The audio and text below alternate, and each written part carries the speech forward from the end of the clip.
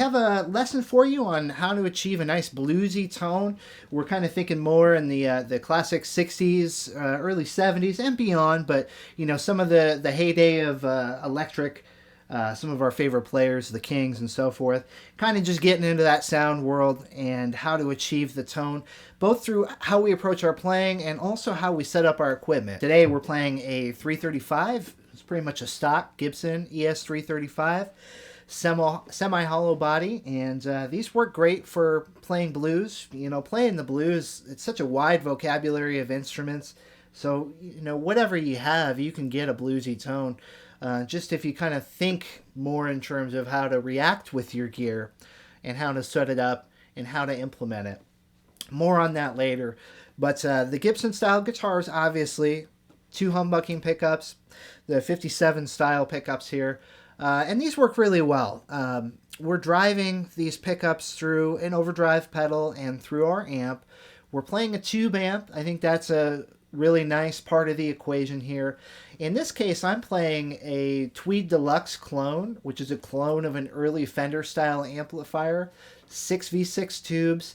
And what I love about this amp is it's very responsive to our playing, meaning it reacts when I play with a quieter attack on the strings, and it really responds with more grit and growl and bite when I lay into the strings. And we like this in our blues playing because our blues playing is all about creating emotion through dynamics. I think that's a huge part of the style, meaning we want to be able to create different sounds and different emotions or feelings through our playing based on when we make it whisper and when we make it scream.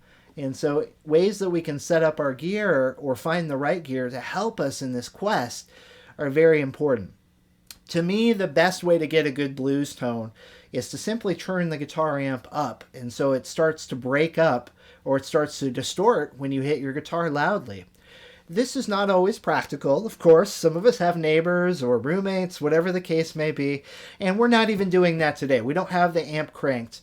But if you get an opportunity to crank up the tube amp and really get to feel how it sounds when those power amp tubes are working hard, the speaker is wrestling with some of the frequencies, that's really where a lot of our classic blues tone comes from. Lower wattage amps are good for this. And let's start with just taking a look at our playing dynamics. We'll get a little bit more into the gear here in a moment. So one of the first things that I want to look for in setting up a blues tone is I want to take like a simple blues lick here. If I'm in the key of A, if I take a lick like that, I want to go through and determine, can I play that lightly and have it sound good? And can I open up and play it loudly? And can I get it to start screaming or singing a little bit? So if that's the case, if I hear that range and dynamics, I know I'm off to a good start. This is all about achieving a good level that you're sending out to your amplifier. Now in this case, all I did was simply change my playing dynamic. Played quiet. Played loud. There's other ways to achieve this. Specifically with how we set up our pickups, I think there's a trick that we can use, especially when we have 2 humbuckers and we have a independent volume control for each humbucker. What we can do, for example, is we can turn one of the pickups down. If I turn my neck pickup down to 2 or 3, when I turn my bridge pickup up to 10, I've immediately essentially created a 2-channel switching system right on my guitar. And you can use this to great effect in your blues playing. So here's the neck pickup, set quiet.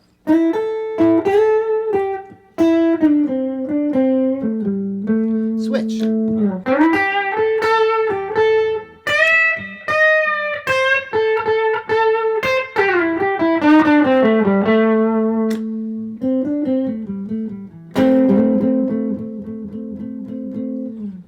So that's why I love playing Gibson style guitars, because I can set my pickups in this fashion to create dynamic difference in my playing, and all of the responsibility is not just on how hard I'm playing, but I can use the guitar to my advantage there. Now, to achieve a little bit of that grit in that bite, I'm using a somewhat transparent setting on my overdrive pedal. In this case, the Chase Bliss Brothers analog gain stage.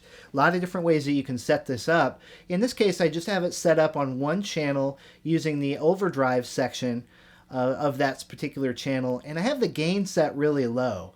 I think the key here is you want to find a happy medium in the output between your guitar pickups, between any sort of drive pedal that you're using, and between how much drive is on your amp. This type of guitar amp that I'm using naturally has a little bit of saturation or overdrive to it already, and then when I hit it a little bit harder with either the pickup volume as we demonstrated before, or a little bit of introducing a little bit of overdrive in the signal path through the pedal, then we can really achieve that type of tone where it's going to be very responsive to my playing. So I think the key to setting up the gear is knowing, especially for blues, that it's not just about how you set up your gear, it's how your hands interact with the gear. And if I have that little bit of overdrive there,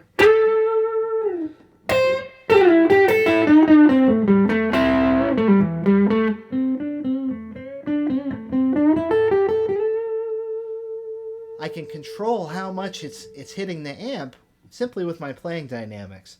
So finding that sweet spot on whatever overdrive pedal that you have or boost pedal, I think is key.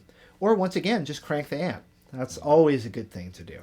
I'm using a reverb pedal in addition to the overdrive, and the reason for this is I want to create the impression of space. And I think reverb and delay and time-based effects really help us do that. In this case, I'm using reverb almost to emulate the sound of some of the studio recordings that we hear. The classic reverb sound that most of us know is the spring reverb sound that we find in a lot of our Fender amplifiers, which has a little bit different sound. I'm using a plate style reverb, and these were used more in the recording sessions. They have a little bit of a brighter, less springy type of sound to them. Let's just get a little bit of sampling of what this reverb sounds like here. So I'm going to bend a note and then stop it.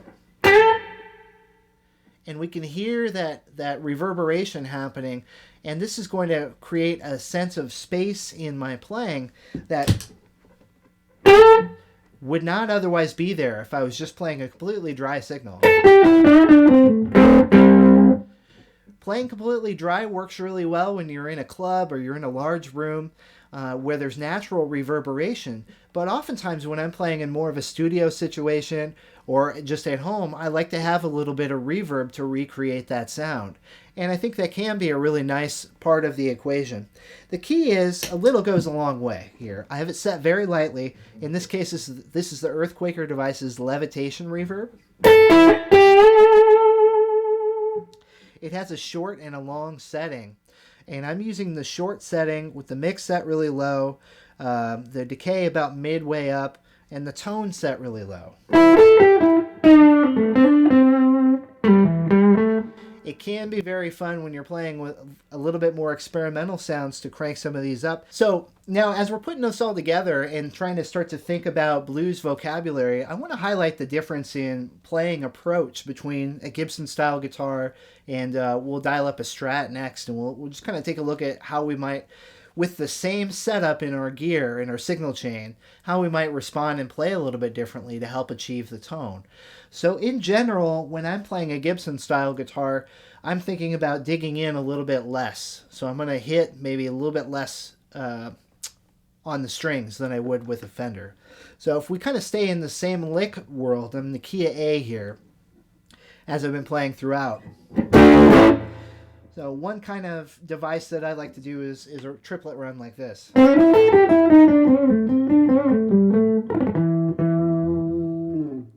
So what we're doing here is we're sliding. I'm basically thinking pentatonic here, with just a little extra note, sliding here. Blues scale note. Reverse rate.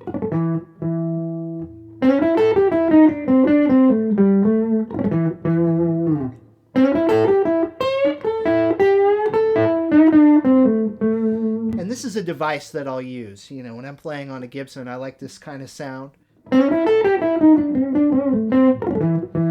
do do that little run up, back down, and then maybe just figure out a different way to close it each time. So I can take one lick and make it, 100.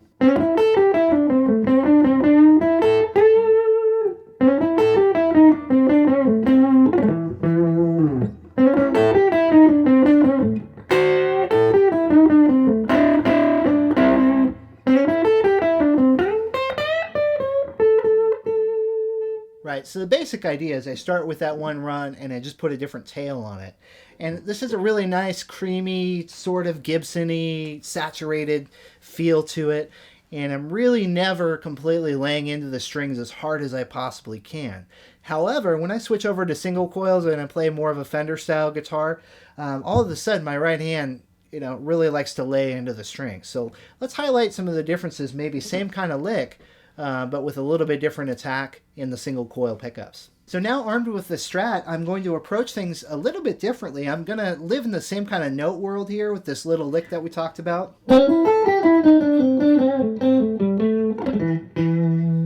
Same basic concept there, kind of a standard blues lick.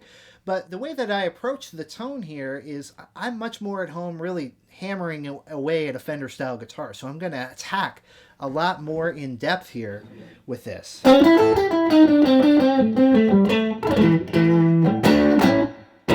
So a lot more of this kind of playing where I'm playing almost chordally.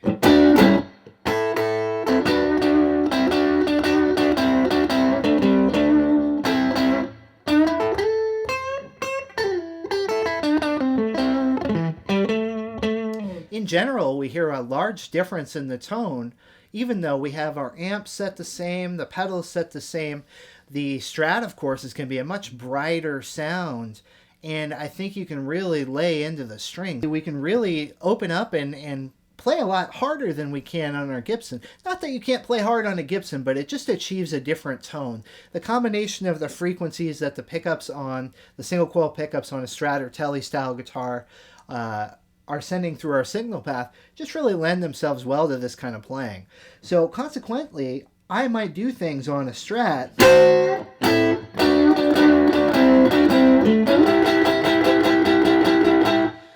that I might not do on the 335. The core vocabulary starts off the same.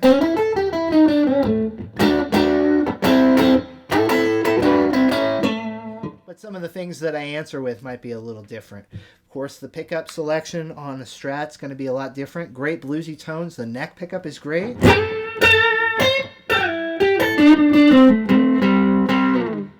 I like the next position between the neck and the middle quite a bit.